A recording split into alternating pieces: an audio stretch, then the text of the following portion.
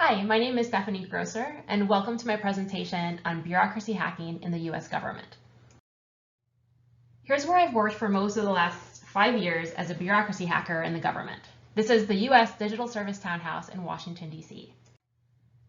When my 5-year-old son and I talk about superheroes, I tell him my superpower is cutting red tape. People often find huge intractable problems, especially in a large bureaucracy, and jump to thinking you need Congress to act.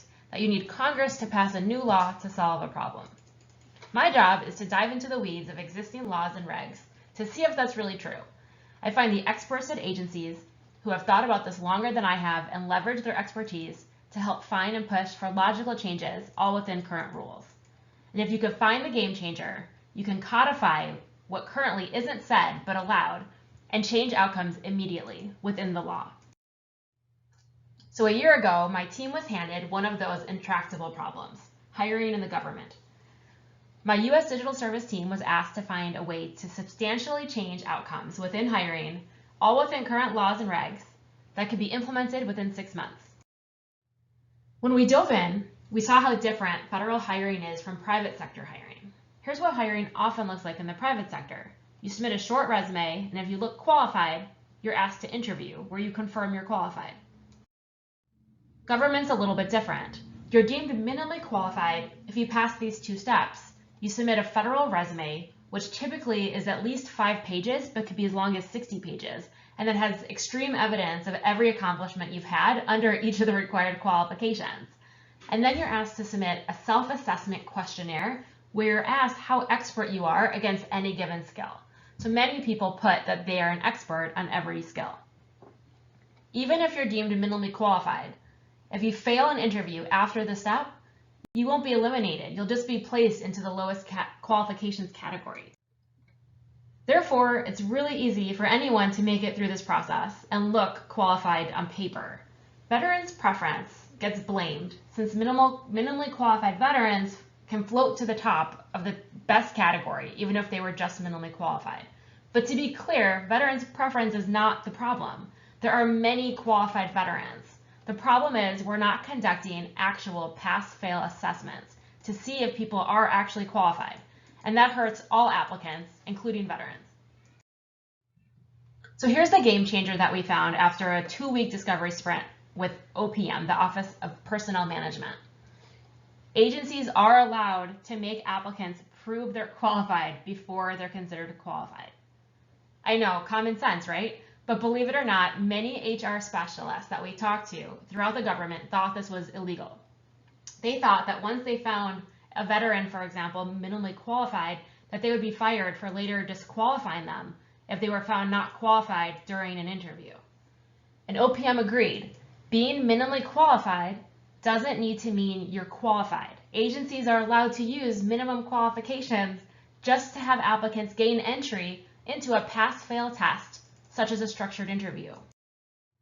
And this isn't even new. This is what the government used to do via the civil service examination before it was eliminated in the 1980s and largely replaced by the self-assessment questionnaire. We knew this needed policy guidance to clarify for all of these HR specialists who didn't know that they were allowed to do this. But we decided to pilot it first to make sure it would work. Test the policy and then put out the policy.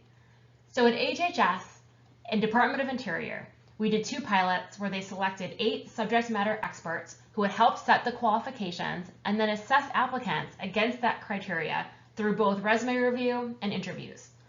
Preference was only applied to applicants after they passed the interview step. The results were incredible. At HHS, they made 7 selections, and at DOI, they made 13. Qualified veterans made it through, and so did qualified non-veterans. The hiring managers were thrilled to bring in such qualified applicants in so short a time. And then we got our memo. OPM worked with us to codify this finding. It is allowed to use subject matter experts to help HR determine qualifications. And you can use structured interviews as a pass-fail assessment, not just to put people into categories before applicants are considered qualified. After we helped draft the policy guidance, we climbed back down from our policy-making tower and decided to spend a year explaining this guidance to agencies and helping them execute this process as they tried it out for the first time. we knew that change doesn't happen with policy guidance. Changing the ship of a federal bureaucracy is hard, and you actually need to get down into the weeds to work with agencies to help them through this culture change. So we did it again. We piloted the same process with EPA, with GSA, with Centers for Medicare and Medicaid Services, with the State Department, and through a government-wide customer experience hiring action with 13 participating agencies. And this time we made it easier for agencies. We replaced one interview with a written assessment prompt or by requiring a work sample at the time of application. We continued to iterate. And we realized how much technology can actually help a process scale, especially a new process.